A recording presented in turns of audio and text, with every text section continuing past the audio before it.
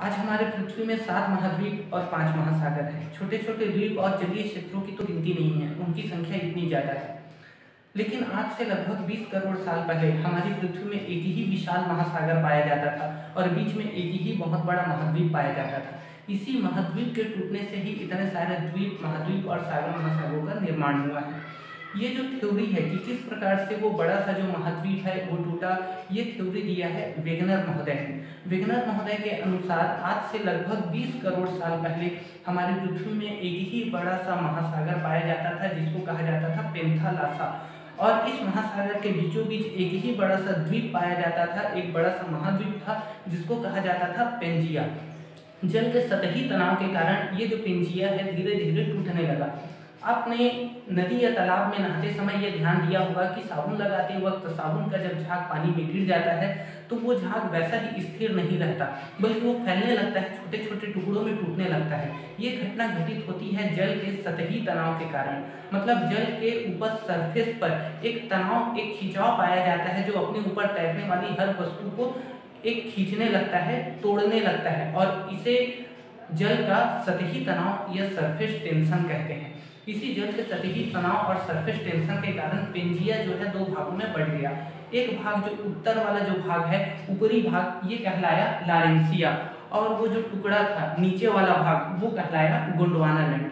Gondwana land जो है ये गोंडवाना से बना है, जो कि एक प्राचीन जनजाति है। नर्मदा नदी के दक्षिण में रहती थी गोंडवाना राज्य में।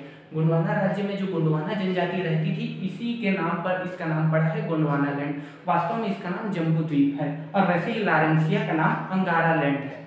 अभी देखिए हमारे पृथ्वी में, ये आप जो है देख सकते हैं, ये हमारे पृथ्वी में इसको हम दो भागों में बांट सकते हैं, एक उत्तरी गोलार्ध और एक जो है दक्षिणी गोलार्ध, मतलब north hemisphere and south hemisphere.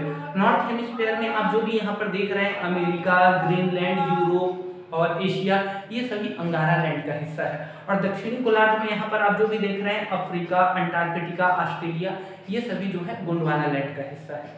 अभी देखिए हमारा जो भारत है, हमारा भारत देखिए कहाँ पर है, उत्तरी गोलार्ध में आता है। ये देखिए उत्तरी गोलार्ध, और भूमध्य रेखा हमारी यहाँ पर है, ये उत्तरी गोलार्ध। तो भारत किस में आना चाहिए? भारत आना चाहिए अंगारा लैंड में। भारत आना चाहिए किसमें? लारेंसिया या फिर अंगारा लैंड में, है ना, दोनों एक ही नाम है। लेकिन हमने अपने ग्रंथों में क्या पढ़ा है? भारत खंडे जम्बूद्वीपे। जो भारत है वो जम्बूद्वीप मतलब गोंडवाना लैंड का हिस्सा है। लेकिन ये कैसे संभव हो सकता है? भारत स्थित है अंगारा लैंड के पास, लेकिन वो जम्बूद्वीप का हिस्सा कैसे हो सकता है? तो ये घटना घटित हुई थी 14 करोड़ साल पहले। जिस प्रकार पेंजिया दो भागों में टूट गई जल के सतही तनाव के कारण, उसी प्रकार ये जो गोंडवाना लैंड है आगे चल करके इससे 3 छोटे छोटे और भूखंड टूट करके अलग हो गए।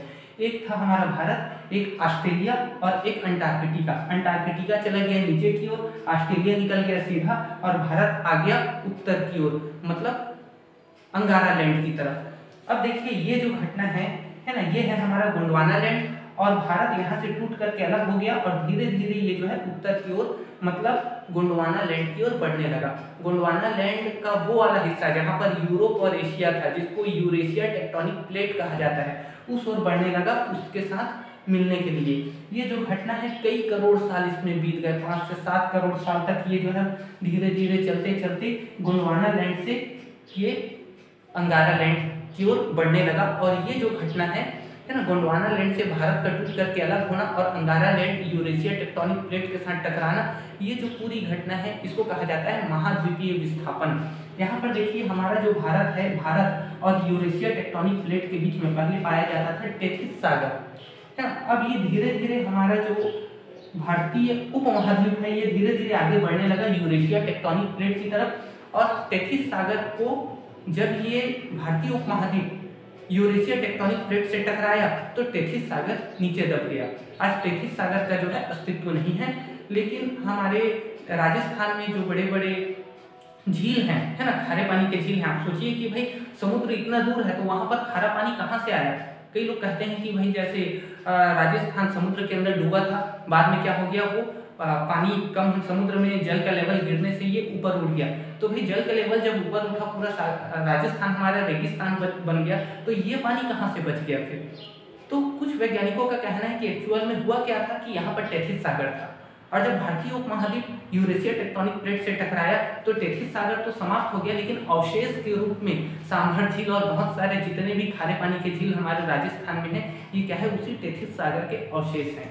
ठीक है, तो यहाँ पर देखिए भारतीय उपमहाद्वीप धीरे धीरे बढ़ते बढ़ते किधर आया, यूरेशिया टेक्टोनिक प्लेट से। यूरेशिया टेक्टोनिक प्लेट से टकराया, जो वहाँ पर टेथिस सागर था वो समाप्त हो गया, नीचे दब गया, और ये भारतीय महाद्वीप आगे चल करके यूरेशिया टेक्टोनिक प्लेट से टकराता है। भारतीय महाद्वीप उससे टकराने के बाद नीचे की ओर धंसने लगा और यूरेशिया टेक्टोनिक प्लेट जो है ऊपर की ओर आने लगा।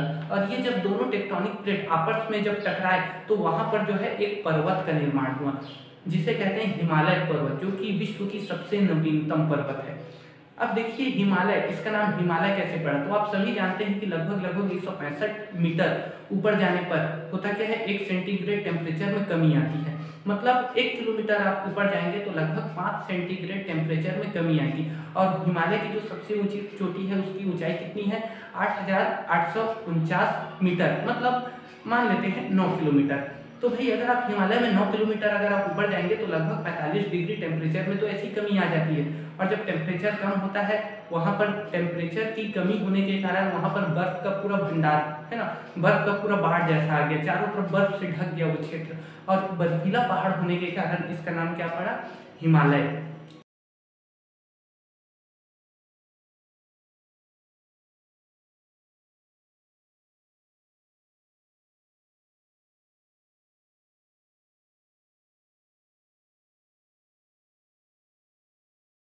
ज्यादातर देखिए होता क्या है कि दो टेक्टोनिक प्लेट जब आपस में टकराते हैं तो टकराने के बाद शांत हो जाते हैं, लेकिन ये बिल्कुल अनोखा टकराव यहाँ पर हमें देखने को मिलता है। भारतीय उपमहाद्वीप और यूरेशिया जब आपस में टकराया तो ये शांत नहीं हुआ, बल्कि ये अभी भी जो भारतीय महाद्वीप है ये आगे की ओर धंस रहा है और यूरेशिया को ऊपर उठा रहा है। और इसी कारण कहा जाता है कि हिमालय पर्वत का निर्माण अभी भी पूर्ण नहीं हुआ है, अभी भी हिमालय पर्वत का निर्माण जो है जारी है। अभी हिमालय पर्वत धीरे धीरे उसकी ऊंचाई जो है और बढ़ते जा रही है, क्योंकि वैज्ञानिकों का ये कहना है कि हर साल लगभग 39 मिलीमीटर भारतीय उपमहाद्वीप जो है आगे की ओर खिसक करके यूरेशिया को जो है ऊपर की ओर उठा देता है।